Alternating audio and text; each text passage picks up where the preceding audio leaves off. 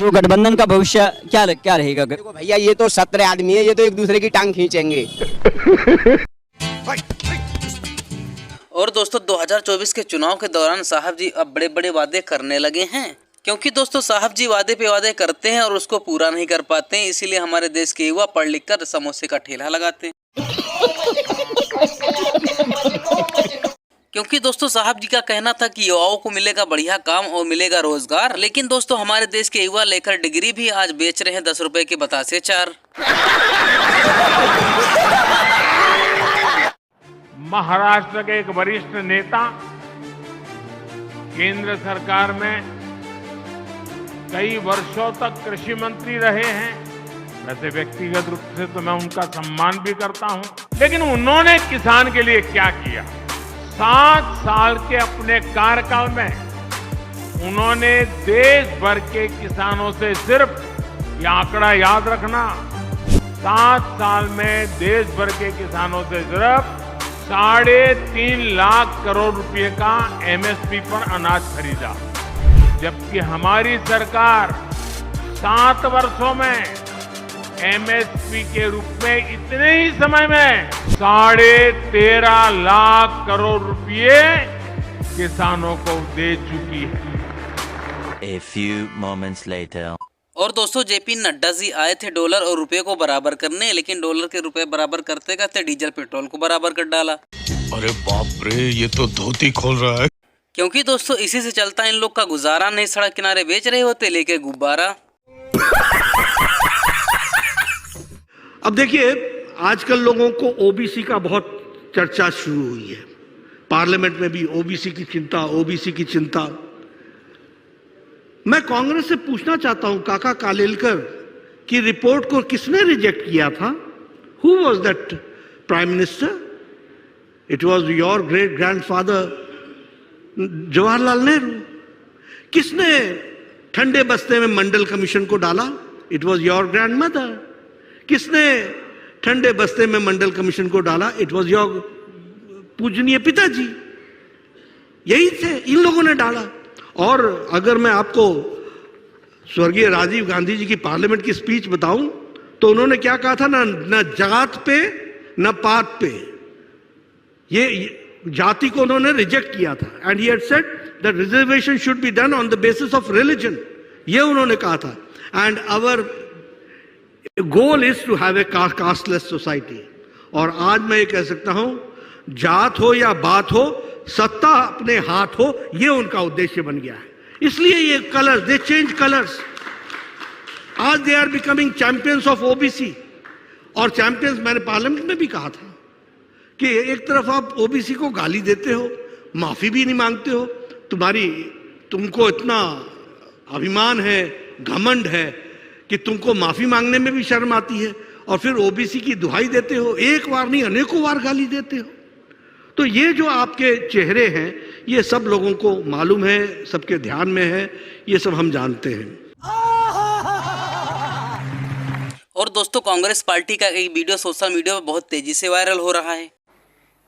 Election में अपनी हार देखते हुए अगर भारत सरकार इस बात को समझ गई है कि वहां बीजेपी चुनाव हार रही है, और फिर नेताओं को स्पेसिफिकली टारगेट कर कर बिना सबूत और तथ्य के कांग्रेस पार्टी के अध्यक्ष को जिस प्रकार से उनके अगर रेड डाली गई, उनको कोई समन नहीं, कोई बुलावा नहीं, कोई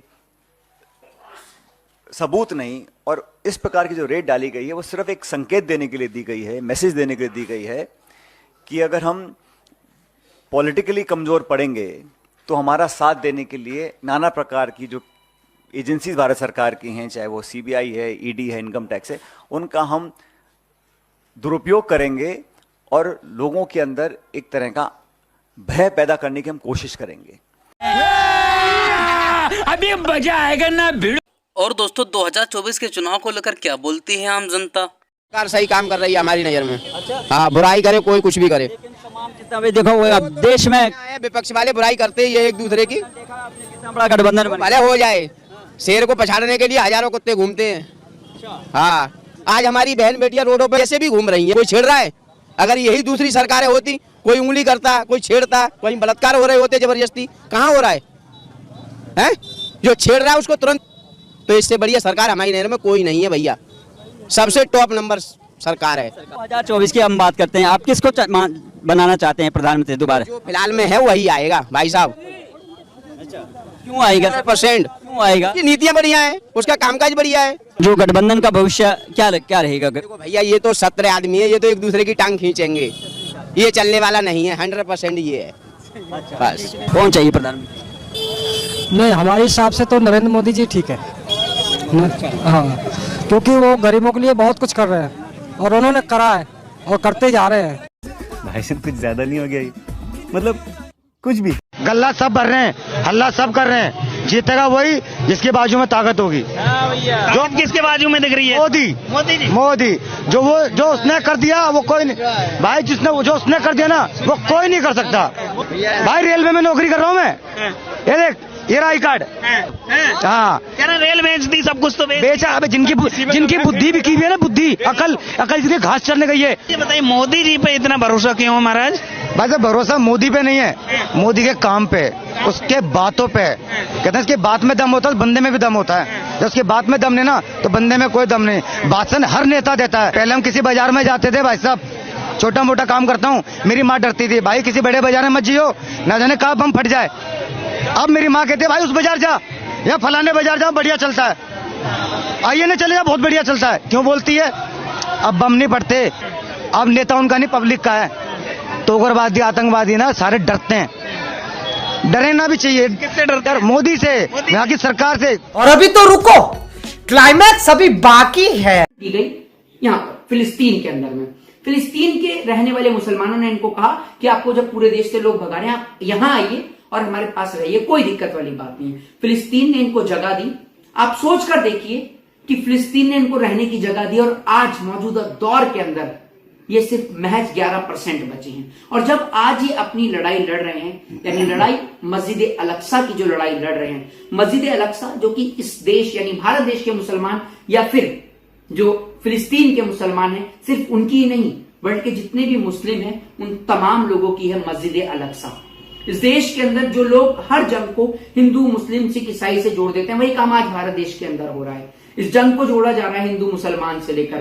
भारत देश के अंदर कुछ लोग ऐसे भी हैं जो लोग कह रहे हैं कि हमें इजराइल भेज दीजिए हमारा पासपोर्ट लगाकर और हम लोग वहां जाके जंग लड़ना चाहते हैं। वही लोग हैं जिनके घर में खाने को रोटी नहीं है, मोदी जी के 5 किलो राशन पर जिंदा है, तभी तो टिकट भी किसी से भीख में मांग रहे हैं। इनको कहना चाहता हूं कि आप इजराइल छोड़िए, आप अरुणाचल प्रदेश पर जाइए और आप देश के जिस राज्य से हैं मुझे बताइए, मैं आपको टिकट भेजने का काम करूंगा। ठीक है, आप मुझे बताइए, आप अरुणाचल प्रदेश जाइए और वहां पर चाइना ने जो हमारी जमीन को कैप्चर किया है आप उसको छुड़ाने का काम करिए। ये वही लोग हैं जो कश्मीर से आर्टिकल 370 हटने के बाद में कश्मीर में प्लॉट लेने की बात कर रहे थे और अब इजराइल में प्लॉट खरीदने की बात कर रहे हैं। सोच लीजिए, इनके पास टिकट को पैसे नहीं है लेकिन प्लॉट ये लोग खरीद सकते हैं, क्योंकि मोदी जी जो हैं वो राशन से नहीं भाषण से ही पेट भरते हैं। बहरहाल जिस तरीके से छोटे छोटे बच्चों को आज मौत के घाट उतार दिया जा रहा है तो मानवता कहीं ना कहीं शर्मसार हो रही है। इस पूरी वीडियो को लेके आपकी क्या राय है, क्या प्रतिक्रिया है देश की गोदी मीडिया को लेकर, इस देश के अंदर नफरत फैलाने वाले लोगों को लेकर आप लोगों की क्या राय है, क्या प्रतिक्रिया है? अपनी प्रतिक्रिया कमेंट बॉक्स में जरूर दें।